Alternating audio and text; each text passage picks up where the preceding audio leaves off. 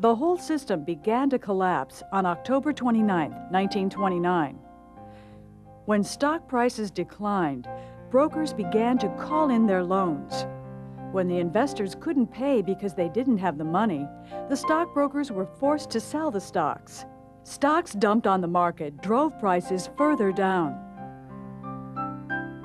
Within a few weeks, stocks lost half their value. General Electric plunged from $396 to $34 a share. U.S. Steel from $261 to $21. Businesses declared bankruptcy in droves. Unemployment soared. In Cleveland, Ohio, half the able-bodied men were unemployed. In Akron, 60%. In Toledo, 80%.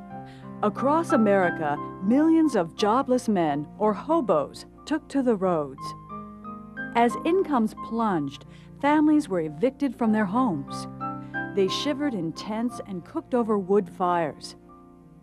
During the Depression, there was very little money, and as far as jobs were concerned, a lot of firms had permanent signs that said no help wanted.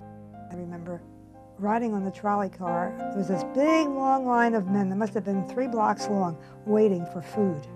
Even though I was quite young, it struck me as being sad, a very sad situation.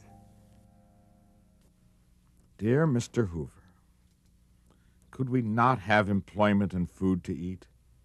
Our children have schoolless days and shoeless days, while banks are bursting with money.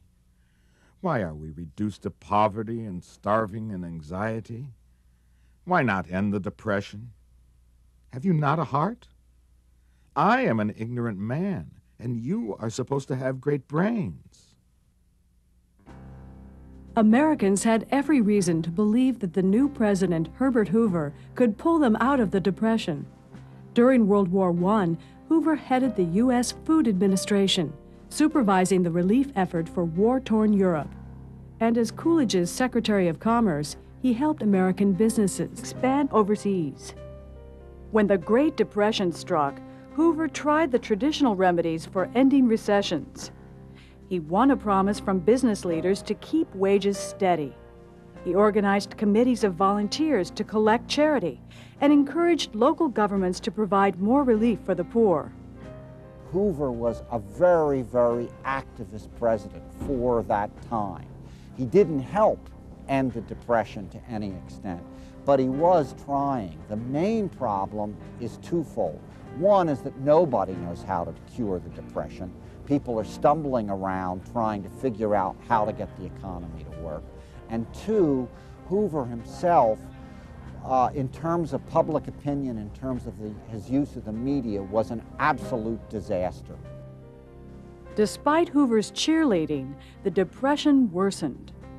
Businesses continued to cut jobs and wages. Teetering on the verge of bankruptcy, local governments slashed their relief rolls. And Herbert Hoover, who had called for jokes to raise the nation's spirits, became the butt of one himself. He just doesn't get it. He just doesn't know how to convince the American people that he's on their side, that he's trying to solve their problems, that he wants the Depression to end. On the contrary, he comes off as someone who doesn't care about them. Across the United States, makeshift communities of boxes and tin shacks became known as Hoovervilles. An empty pocket turned outwards was a Hoover flag. A newspaper covering a sleeping hobo was a Hoover blanket. But humor could not mask the deep reservoir of frustration that welled up across the country. Bitter strikes rocked the nation. When unarmed workers marched on Ford's River Rouge car plant, the company's police guards opened fire. 5 days of fighting left 4 people dead and 50 injured. The outlook for the nation's farmers was just as gloomy. As prices plummeted, farmers could not make mortgage payments or even get their crops to market. So while people starved in the cities, farmers dumped milk on the highways in California and burned corn for warmth in Nebraska. Hoover helped some Americans get back to work by setting up public works programs. The one thing he didn't want to do was to spend government money to actually help people. He believed really in a more trickle-down philosophy that you help the people at the top first and that will work. But nothing he tried really worked. Hoover did establish the Reconstruction Finance Corporation, which lent federal money to struggling banks, insurance companies, and railroads to stimulate the economy.